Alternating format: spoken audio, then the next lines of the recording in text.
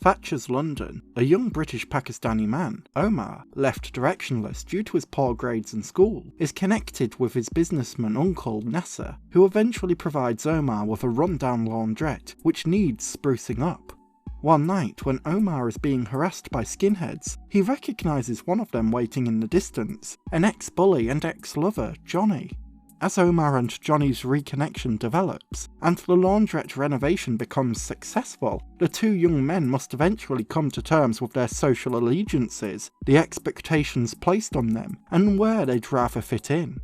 This is Stephen Frears' adaptation of My Beautiful Laundrette, written by screenwriter, playwright and author Hanif Kureishi, based on his play of the same name. A nuanced social drama unflinching in its portrayal of discreet gay romance, predating the homophobia of Section 28, while also examining the racist tensions of Thatcherite Britain, and even exploring the innately human need to find somewhere to fit in. A humanising tale of hidden sexuality, social pressures, and isolation, My Beautiful Laundrette remains a persevering glimpse into the open cruelty of conservative England, and the necessity to distance from hatred, from oppressive expectations if we wish to have a chance at capturing a slice of joy. My Beautiful Laundrette presents a turbulent, queer romance that blooms and fractures in the face of racist tensions and cultural expectations. Omar hides his sexuality from his judgmental family, and Johnny hides his from his racist ex-mates he had spent previous years squatting with.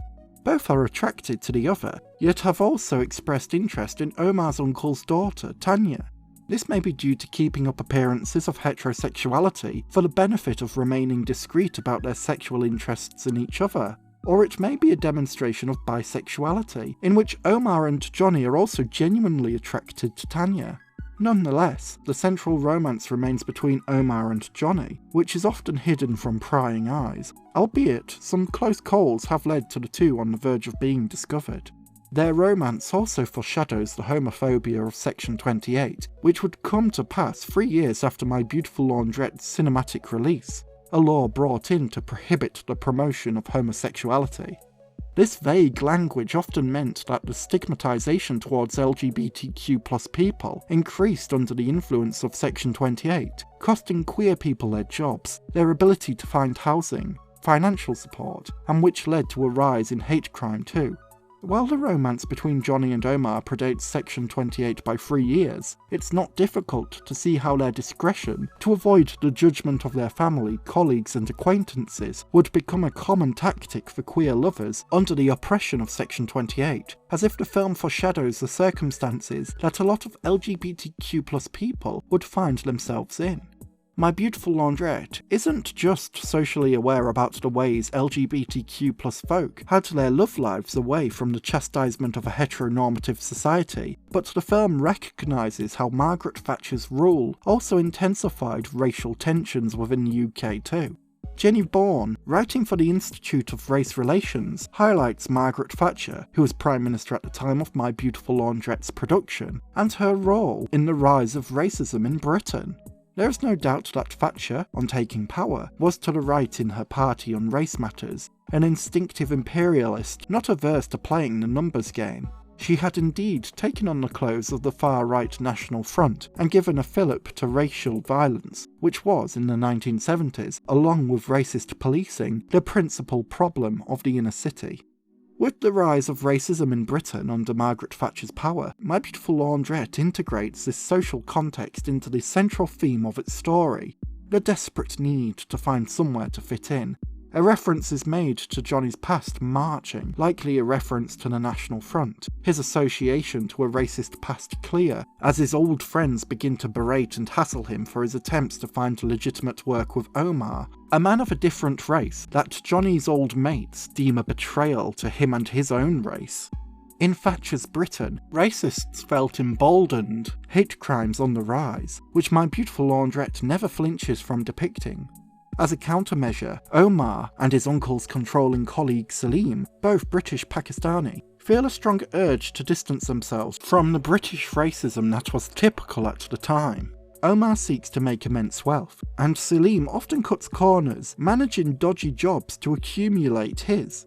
In a passive-aggressive manner, Selim makes a suggestion that earning this level of income is a method of protecting themselves. A sense of security. Selim is a malicious opportunist with a manipulative streak, but he's not incorrect in the sentiment he expresses in this suggestion. Underneath this racial tension in Thatcher's Britain is also the inequality of class wealth disparity, something which Johnny sees himself due to his own background of squatting and struggling, testing his allegiance between an income, his racist past, and his present love. Ultimately, My Beautiful Laundrette is a film about the human necessity to find somewhere to fit in. Within questionable friendship groups, within a stable job, within a fracturing family. My Beautiful Laundrette finds that layer within each character where they are striving to find the place where they belong. For Omar, it's his need to become an independent business owner, never quite feeling successful in education, yet currently enduring the pressures of his father and his uncle, which he believes more wealth will alleviate.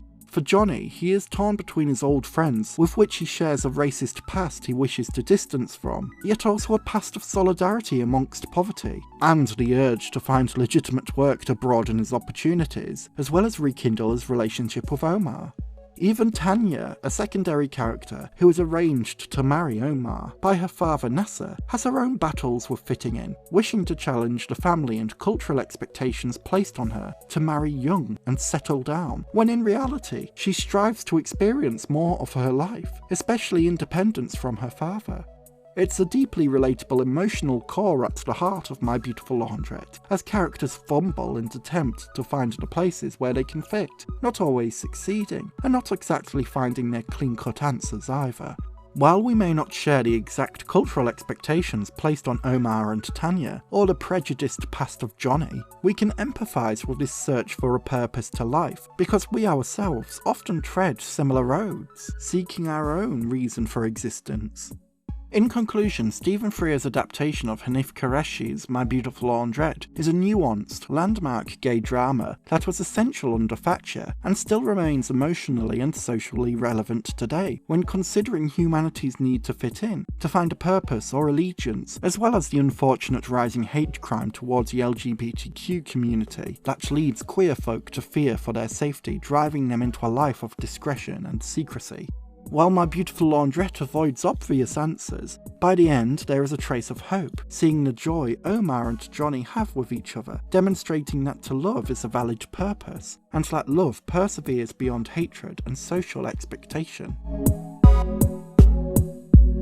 A special thank you to my incredible tier Patreon supporters Gil and Jared Spears of Concessions, and my super tier Patreon supporters Spaldzilla and Audio KZ.